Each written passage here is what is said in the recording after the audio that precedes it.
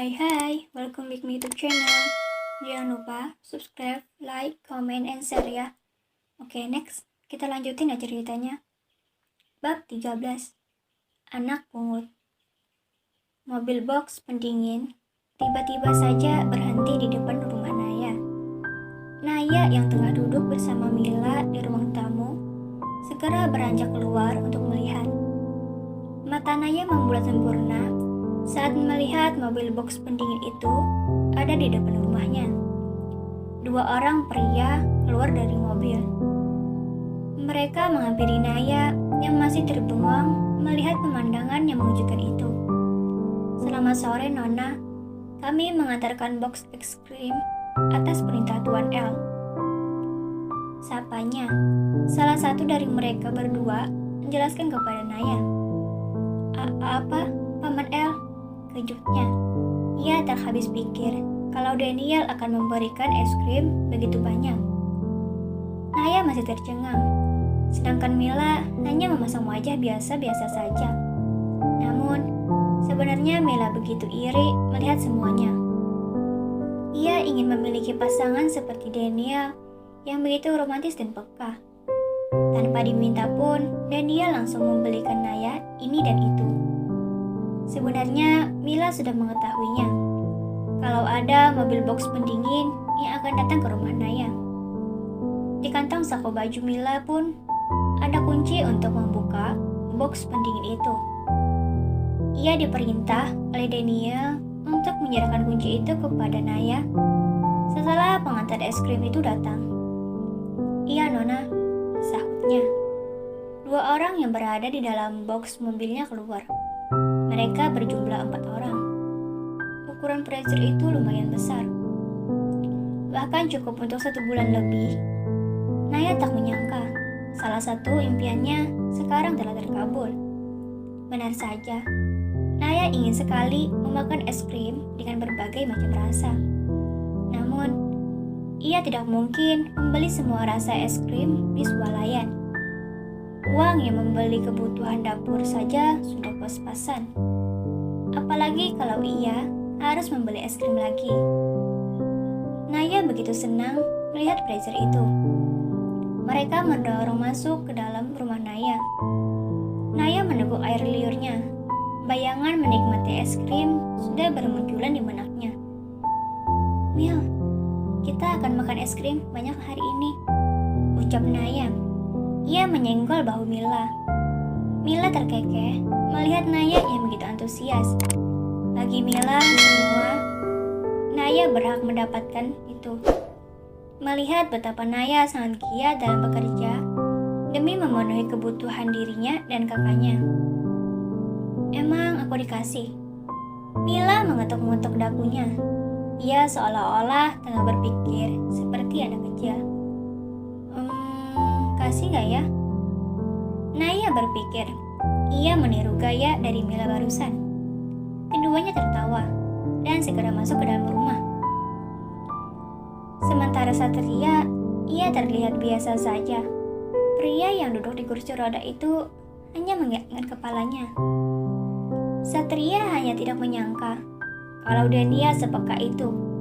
Meskipun keduanya bersahabat, ada satu rahasia yang disembunyikan mereka dari Naya. Serta ada satu rahasia yang Satria simpan sendirian. Hanya dia dan kedua orang tuanya lah yang menyimpan rahasia itu. Satria ingat perkataan ibunya, rahasia itu harus disimpan rapat-rapat, kecuali jika nanti ada masalah besar dan susah untuk diselesaikan. Rahasia itu bisa mengubah keadaan dengan cepat. Hanya perlu perintah saja. Maafkan kakak, karena masih belum bisa memberitahumu yang sebenarnya, batin Satria. Dar. Naya menepuk pelan punggung Satria. Ia mencoba membuat sang kakak terkejut. Namun, rencananya gagal karena sang kakak tidak terkejut sama sekali. Ya, kenapa kakak gak kaget? Naya cemberut. Satria hanya mengangkat kedua bahunya. Ia seolah-olah tidak tahu apa-apa. Melihat kelakuan Naya seperti itu, membuat Mila dan 4 orang pengantar Fraser tertawa. "Diam kalian," bentak Naya. Ia berpura-pura kesal. Naya melipat kedua tangannya di dada, wajahnya begitu masam. Mukanya diam, mereka semua malah kembali tertawa, diikuti Satria yang juga ikut tertawa. Kemudian Naya beranjak mendekati Fraser itu. Naya mencoba mendorong pintu Fraser itu, namun ia tidak bisa mendorongnya. Gadis itu menatap bingung. Ia masih tak menyadari kalau Fraser itu terkunci. Mila yang melihat Naya berusaha membuka Fraser itu hanya bisa menahan tawanya. "Kau kenapa, Nay?" tanya Satria. "Kenapa pintunya tidak bisa didorong, Kak?" Suara Naya mulai terdengar sedikit kesal. Ia menatap Fraser itu dengan tajam. Dan akhirnya Naya menemukan penghambatnya. Ia menyipitkan matanya ke arah kunci Fraser yang ditunjukkan oleh Mila. "Mila!" ucap Naya. Ia menyipitkan matanya. Semua orang kembali tertawa. Naya menatap mereka dengan kesal. Naya menghela napasnya, kemudian mengambil kunci Fraser itu. Naya segera membuka kuncinya yang berada di belakang. Lalu ia mendorong pintu Fraser-nya. Berbagai macam rasa es krim berada di hadapan mata Naya. Ia menatapnya dengan sangat bahagia. Tangan jenjang Naya mulai mengambil satu es krim. "Jangan lupa kepada kami," tegur Satria berdehem. Naya menoleh ke arah mereka semua. Ia tersenyum jahat. "Ada apa dengan kalian? Kelihatannya kalian tidak suka sama es krim." Naya memasang wajah polosnya. Ia ingin membalas perbuatan mereka tadi yang sudah membuatnya kesal. Setelah mengucapkan kalimat itu, Naya mulai menikmati es krimnya.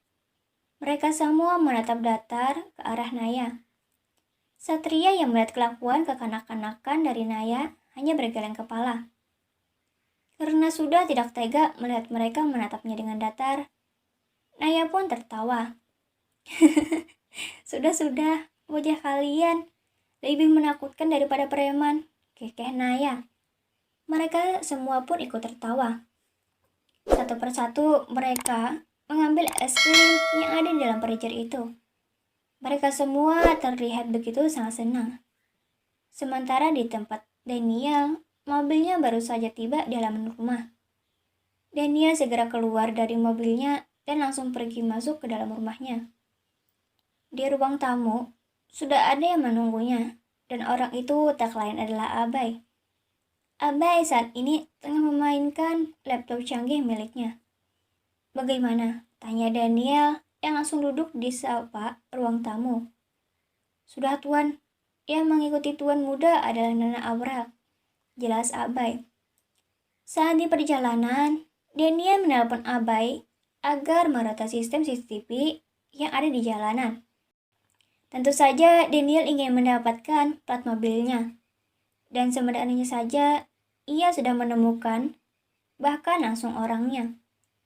"Tidakkah kau rasa anak pukut itu sangat berani?" Daniel tersenyum licik. Ia benar-benar muak dengan adik angkatnya itu.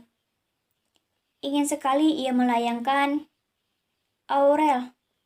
Namun ia takut kalau ayahnya akan sedih di atas sana. "Kurasa begitu, Tuan," sahut Abai. "Sepertinya Tuan harus menjaga nona muda lebih ketat lagi." "Kejadian yang tidak diinginkan bisa saja terjadi," sambung Abai. Daniel sejenak berpikir, kemudian ia menyetujui saran dari Abai. "Kita lihat sampai mana dia akan bertahan," ucap Daniel dingin. Terima kasih, jangan lupa subscribe, like, comment, and share ya. Dadah.